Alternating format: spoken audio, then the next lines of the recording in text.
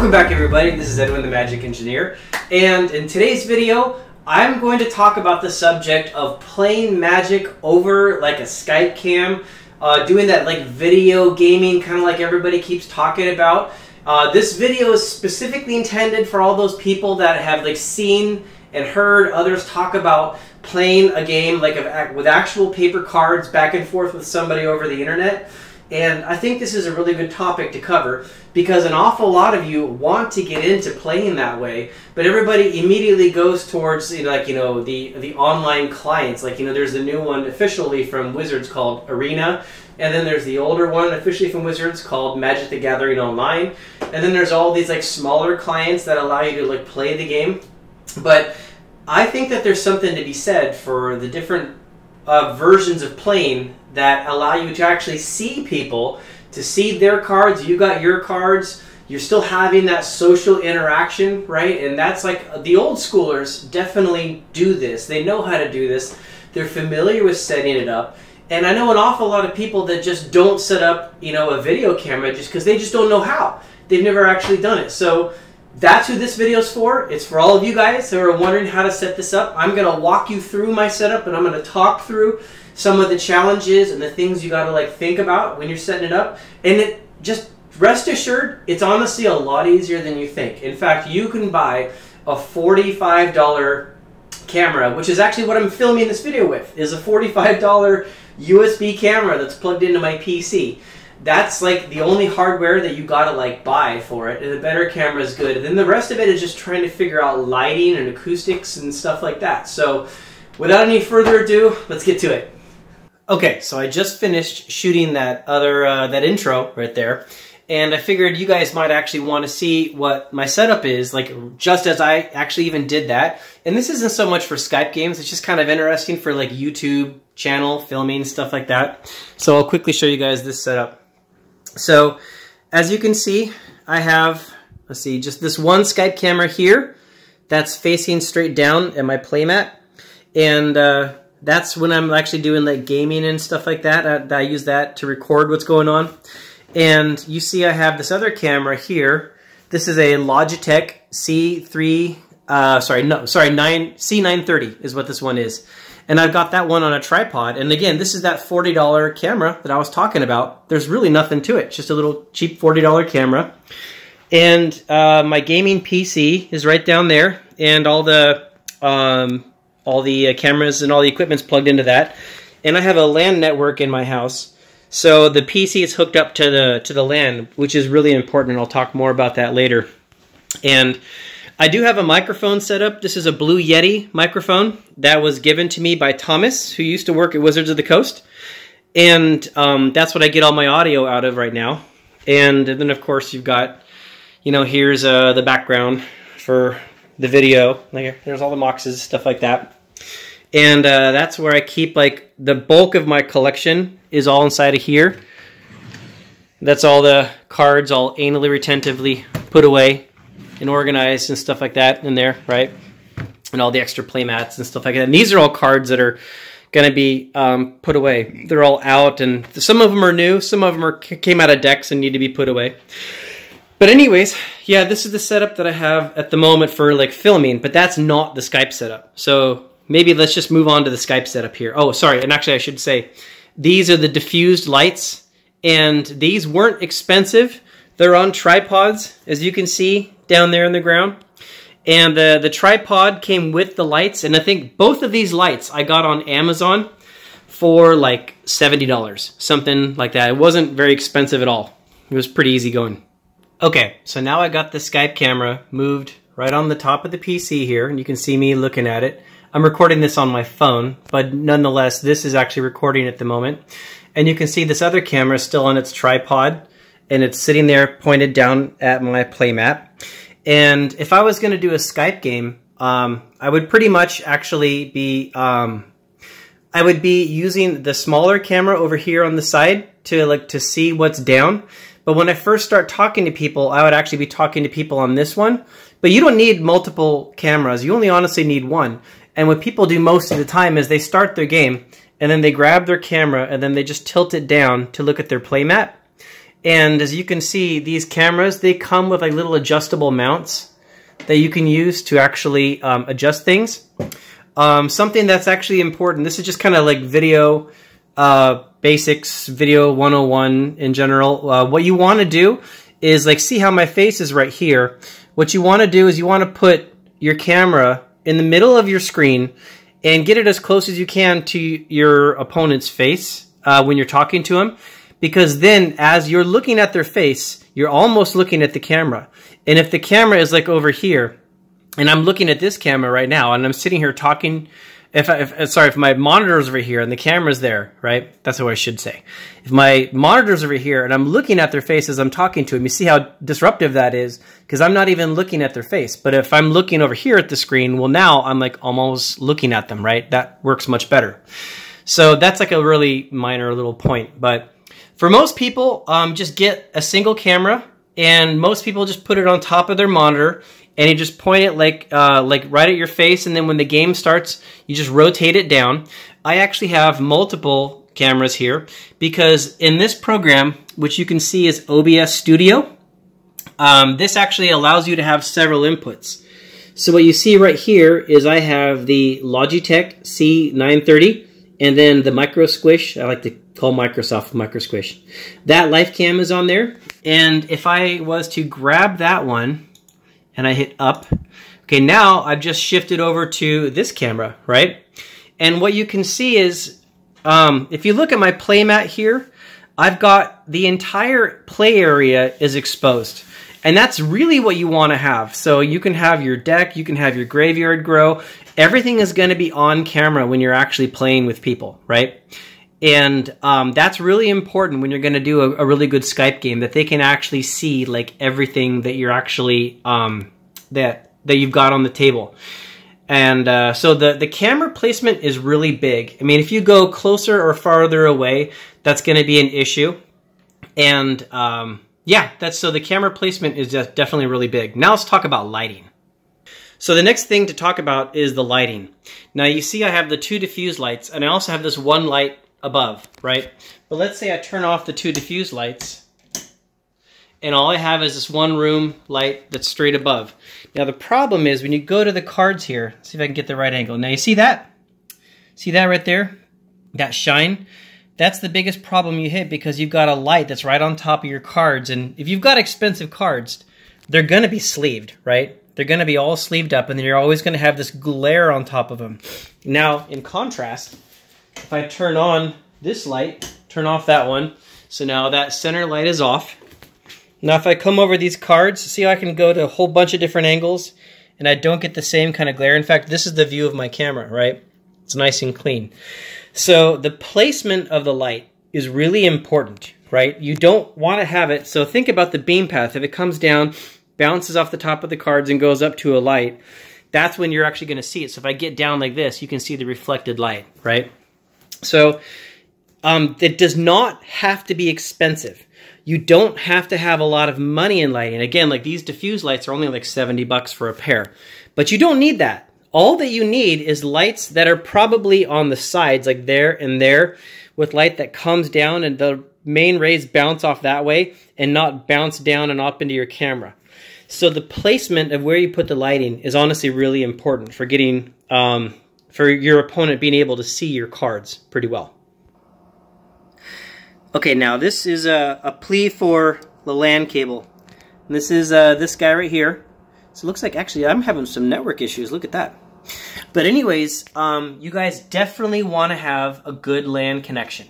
That is really important. It's plugged into the wall right there. If you don't have a good LAN connection, then you're going to be going off of wireless. And if you're going off of wireless, then what's going to constantly happen is someone else in your house is going to like start watching Netflix or downloading a YouTube video, maybe watching Edwin the Magic Engineer or Alpha Investments or Vintage Magic or something, I don't know. But the point is when that bandwidth gets small and video is considered a very high priority thing, and so your Skype cam and your video chat is going to be high priority, but so is their streaming movie. So what they're going to do is they're going to shrink that bandwidth because someone else in your house is using that Wi-Fi, and now you're using it too, so you just have less ability to actually get your Skype video through. So constantly, I'll be like doing a video chat with people, and they get real pixelated, and like their video cuts out or like the quality drops. And that's actually called transrating and transcoding, for anyone who's curious about that kind of stuff. When it's actually transrating, mostly when it's changing the resolution of the at speed video stream. That happens when your bandwidth drops, and that's the computer's best attempt to keep the video connection going, even though it doesn't have a big enough pipe to send the data through. So if you can, in any way, just plug in a LAN cable and avoid that. Okay, that's a really big recommendation for sure. Okay, so now I'm going to show you an example of a couple different programs that you can use for doing the video gaming, video chat. And the two ones that I've used the most so far that I think most people are familiar with is AppearIn and Skype. Now, it almost entirely started with Skype. That was just the de facto way to do video chat, video gaming, you know, for playing Magic over, you know, the internet. And now AppearIn has come in, and there's some advantages and disadvantages to each of them. I like Skype because you actually get the full screen of what your opponent is actually doing on their screen. And that's really great for being able to see theirs really clearly. I like AppearIn when I'm doing like interviews and like somebody else is going to be watching later and they want to see both of them side by side. That's great for people watching and recording after the fact. But for actually just playing, it's not so good, because if you take two entire screens on one screen, well, that means they're both going to be compressed a little bit and you get less viewable area. And you're going to see that here in a second.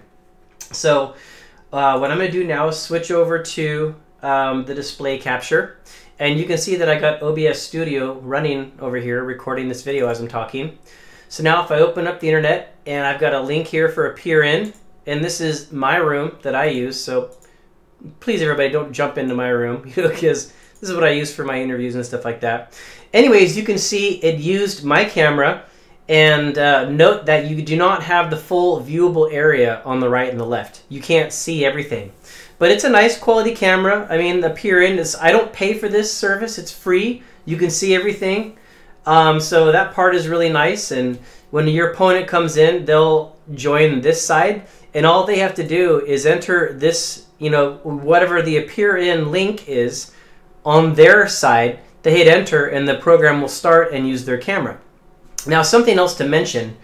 You guys know I'm running OBS Studio here, right? Well, OBS Studio actually has the main camera and it has the display as its two devices. Notice I removed the Microsoft camera, because if I start OBS Studio, it'll use all the cameras that are listed in here as sources, and it'll not let anyone else use it. Then if I go to my browser and I start up AppearIn, it won't be able to use the camera because OBS Studio already said my camera. It already claimed it.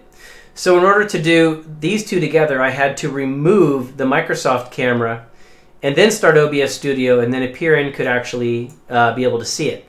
So yeah, important little note there.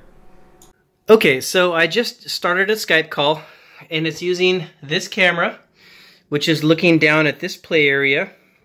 And in our other room, you can see that's what's on that Skype camera. Now, of course, this person later on will be doing the same thing. We'll have a camera that's actually looking down at their play area. Right now, it's a different room inside of our house. So there's like nothing really that's actually going on there. But the point is, you see how it's the entire screen, and my screen is right here. It's hard to see. There's almost like nothing going on in this one little corner. So what you can tell Skype is really good at is Skype is really fantastic at actually having the full screen for what your opponent has. So for playing games, just one-on-one, Skype is definitely better than AppearIn. And this is what it looks like on the other side. As we're sitting there doing a Skype call, you can actually see that other person can see my desktop. See, they can see all the cards that I've got right there, and they can see themselves in this corner here. But this is what they've got. This is what they're going to see on their side. And of course, their camera is going to be up top focusing down on their play area. And at the moment, this computer doesn't have its play area set up. I just wanted to show you what my play area looks like on theirs, right? So you can see how it's received on the other side on a Skype call. So that's basically it. That's what it comes down to for like considering kind of like camera perspectives and lighting perspectives. And internet connection, and now I've showed you the difference between like Skype and Appear In. So hopefully you guys can see, that, for actually playing the game, Skype is probably preferred, especially because the free client allows you to adjust some of the settings and you can see more of what your opponent has on their desktop. Appear In, though, is fantastic for having that nice like side by side, and you can also do the free version there, but the quality of the audio and the video isn't, I don't think, quite as good as what Skype actually is. But there's two good options, and it's important to note that this is just like about how to play Magic with people like over the internet using these video chats, but like it doesn't have to be old school. You could do this for like for standard decks or vintage decks, all kinds of formats. There's nothing that says it has to be one thing or another, but I really want to like evangelize for it, because I personally enjoy Magic for being able to play and interact and talk with the other person. It's one of the reasons I got into this game in the very beginning. Like, I'm not just looking for like a game to play and a way to beat people or some nonsense like that. I like the interaction, and that's exactly what I don't like about Magic the Gathering Online and Arena and stuff like that. You lose that whole interaction. The whole point of it wasn't just the game. It was interacting with people, right?